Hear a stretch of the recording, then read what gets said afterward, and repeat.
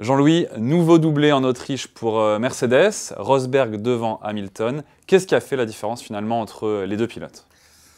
Je ne vais pas être plus royaliste que le roi. Rosberg l'a dit lui-même, le départ a joué énormément. On a vu qu'il a pris un excellent départ, Rosberg, et surtout il a résisté au léger tassement, le très léger tassement que Hamilton a opéré, l'a menacé, mais non, il est passé quand même. Ça, c'est de ce point de vue-là, rien à dire. Et puis après, il semble qu'il se soit assez rapidement envolé pour même prendre une avance confortable. Et je crois qu'à chaque fois que Hamilton se rapprochait un peu, en début de course, Rosberg lui répondait aussitôt.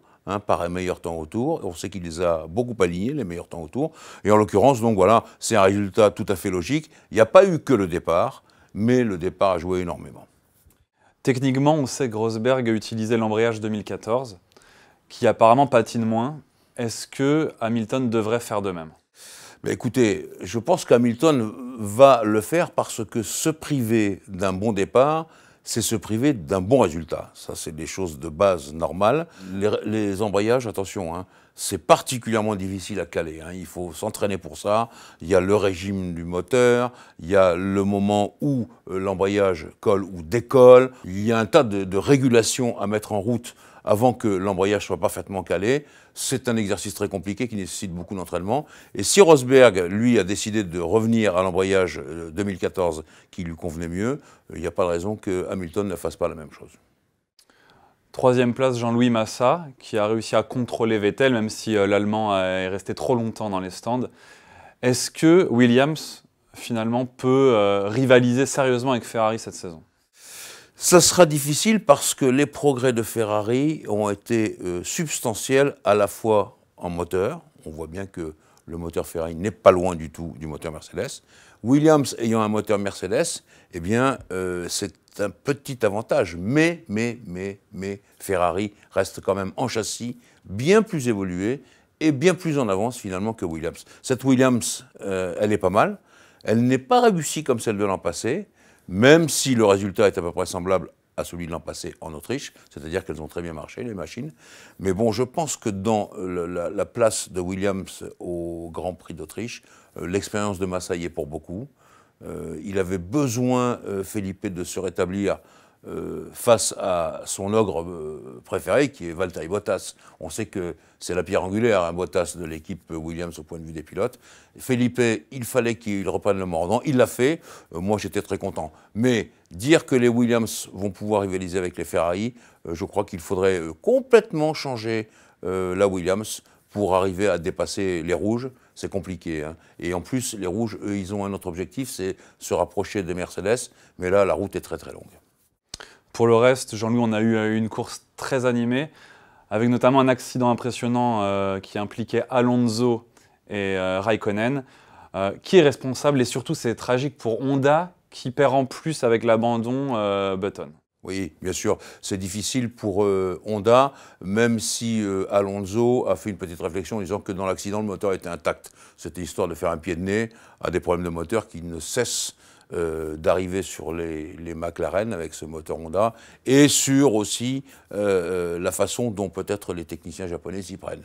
Mais bon, quant à l'accident lui-même, il n'y a pas eu de pénalité ni pour l'un ni pour l'autre. Je pense que c'est l'accident de course par excellence. Je crois que ça s'est passé entre deux très grands champions, qui sont des types responsables. C'est vrai que Raikkonen, en image, a donné l'impression que sa voiture était un petit peu dans tous les sens. L'espace qu'il a laissé à gauche était-il suffisant pour Alonso? En tout cas, les deux voitures se sont touchées. Avec les débris, il y en avait partout. Hein, l'accident très spectaculaire qu'on a vu. Mais bon, les deux garçons s'en sortent bien. Moi, ce qui m'a fait le plus plaisir là-dedans, c'est la poignée de main des deux. Voilà, bon, ça arrive. C'est deux grosses pointures. Hein.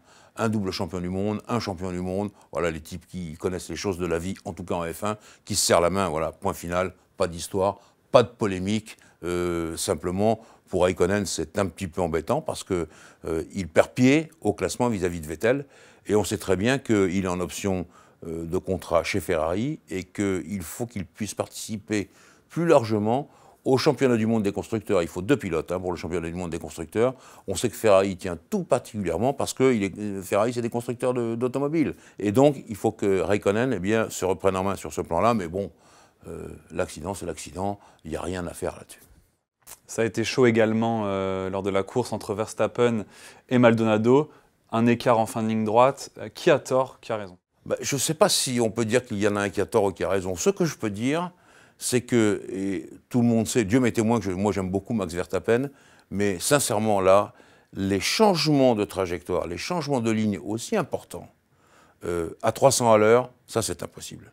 Je ne suis pas toujours d'accord avec Jacques Villeneuve qui commente pour Canal+, mais là, il l'a dit et je crois qu'il a raison. Max ne peut pas faire ça. On n'est pas en kart là. On n'est pas à 120 km/h en kart au bout d'une ligne droite. Non, on est en F1. Le freinage, on l'attaque à plus de 300 à l'heure. On ne peut pas changer de ligne. Et c'est un miracle. Maldonado contrôle, heureusement qu'il contrôle. Heureusement qu'il y a quand même de l'appui aérodynamique sur les voitures parce qu'elles ne partent pas dans tous les sens. Et on s'en sort bien. Mais à cette vitesse-là, généralement, ça laisse des traces. Donc, il ne peut pas recommencer ça. Finalement, dernière question. Romain Grosjean, ça ne s'arrange pas pour lui et pour Lotus. Ben oui, et puis Romain, je l'avais trouvé changé au début de l'année. Il était calme, il était souriant. Il avait bien compris que comme il est pilote payé, lui n'est pas payant, comme Maldonado, il doit faire des sacrifices, c'est-à-dire laisser sa voiture, par exemple, le vendredi matin à un pilote d'essai ou un pilote de développement. Je crois comprendre que ça va se prolonger assez longtemps dans la saison, ça. Mais ce n'est pas tellement ça qui le gêne. Ce qui le gêne, c'est qu'il n'y a plus beaucoup d'argent et qu'on emploie des pièces qui n'arrêtent pas de casser. Et il est, le pauvre Romain, vraiment miné par tous les soucis techniques qui touchent les Lotus. Et on a bien compris que les bonnes pièces allaient à Maldonado. C'est lui qui est quasiment le financier de l'équipe.